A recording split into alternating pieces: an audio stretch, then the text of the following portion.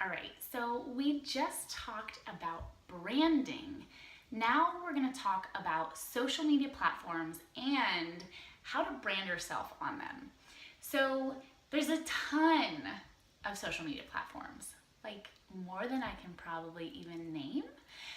But as a coach, you get to choose which ones you want to work on. I'm just going to name some of the most popular ones. So of course we have Facebook, which includes not only your personal page, but your like page. We have Instagram, we have Snapchat, there is YouTube, Vine, Pinterest, blogging, and there's a lot of other ones like Twitter and things like that. Now, I will tell you, I only work on Instagram, Facebook, and Snapchat. I do have a YouTube and I do have a blog. However, those are not my focus. My main focus is Instagram, Facebook, and Snapchat. That's what I enjoy doing, that's what I use, that's what I know how to use. In the future, I am going to be exploring more things like on YouTube and in my website and things like that. But don't feel like you have to be everywhere at once. You know, as a brand new coach, it can be very overwhelming to feel like you have to be in every place and, oh, this person was successful over here, so I have to be over there. Or this person has a successful blog, so I need to have a blog. And that's just simply not true. As I became a coach, that's kind of how I felt. I was like, oh my gosh, I have to like be on this platform and that platform, and I don't know how to manage all these things, and how do I do it? And you know, it was overwhelming. And the truth is, you don't have to, you know, do all of those. You just should become a master at one or two of those things. So, and they kind of will all interchange. Like you'll have some new followers or people that follow you on Instagram that don't follow you on Facebook, but you also might have some crossover people too. So, you know, don't feel like you have to be everywhere. But I do suggest the main three ones that are, I believe, growing are Snapchat, Instagram, and Facebook. People are still on Facebook, and that is a place where it's easy to connect with people, it's easy to communicate. So those three, in my opinion, are really, really important to be on. So they all kind of bring a different aspect and they all work a little bit differently. So what I would encourage you is, once you choose what platform you're gonna work on, is to do some research. You know, Google and YouTube are a beautiful thing. We live in a day and age where we have a plethora of information. I mean, literally guys, we have all the information we would ever need at our fingertips. So when you have a question about something, I would encourage you to go there first, or look in our file section, see if there's a video on that specific subject. If there's not, head over to YouTube, head over to Google. We can find anything and everything. We can become experts just by looking stuff up. So don't be, you know, ignorant when we live in an age of so much knowledge. So choose your platforms and then go do some research on how to get better at them, how to gain followers, how to really just be better, have a better presence on there. Just do some research, okay?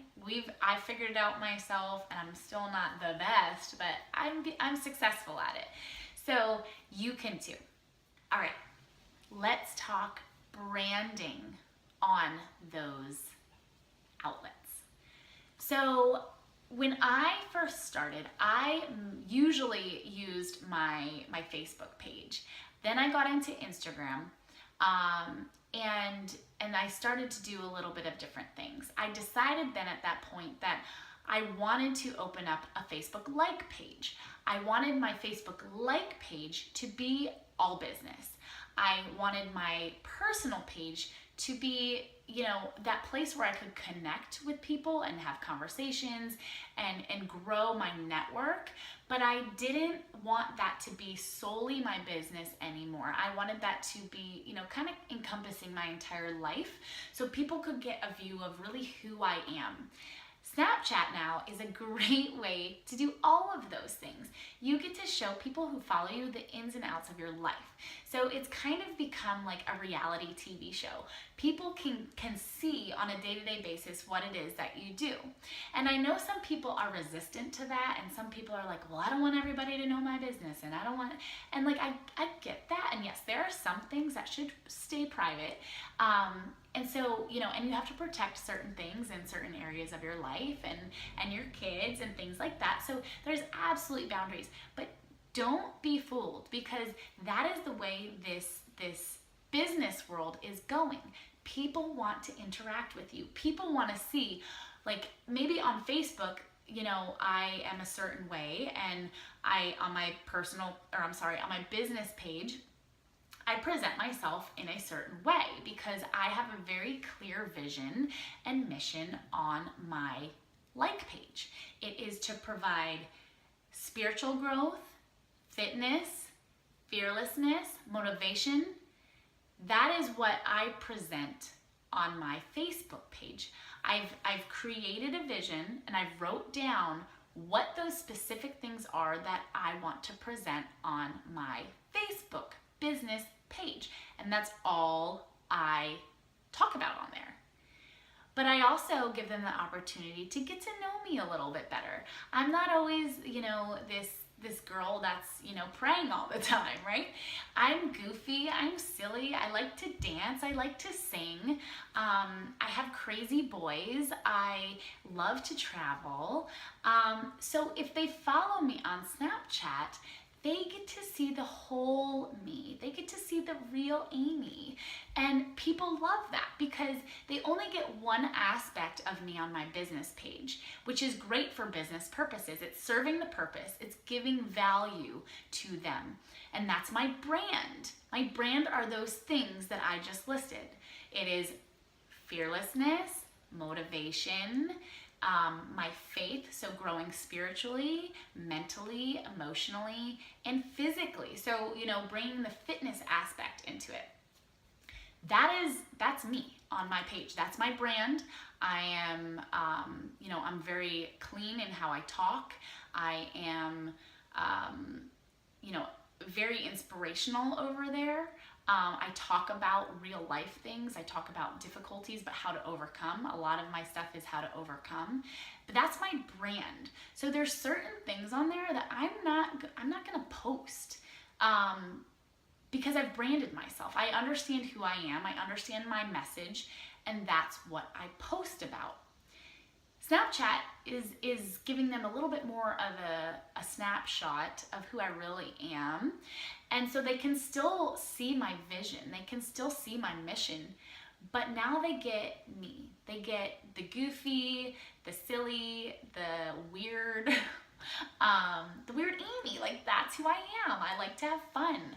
I'm a yellow, so if you took the color code test, you will know that that's just me. I'm fun and energetic, and I love to travel, and I love to be adventurous and flip upside down, and that's just me. And so it's important for people to understand who you are, because like attracts like. When you brand yourself a certain way, you're going to attract people just like you, which is why it's so important to understand who you are and what you want to share with the world.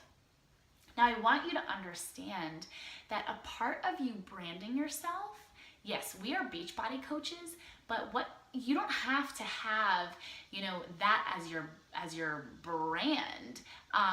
And you should never brand yourself as a Beachbody coach. You should never have it on there. You should never have your website on there. Contact me, www.teambeachbody.com/Amy DeSanzo. I don't want to see that anywhere. I don't want to see that you're a Beachbody coach. I don't want that on your page anywhere. And the reason for that is because people will get a bad taste in their mouth, and they will say, oh, this girl's a Beachbody coach. I don't want her selling me anything. So you need to take it out of your language on your pages. It's okay that when you're talking about it to say, you know, Beachbody has brought me this.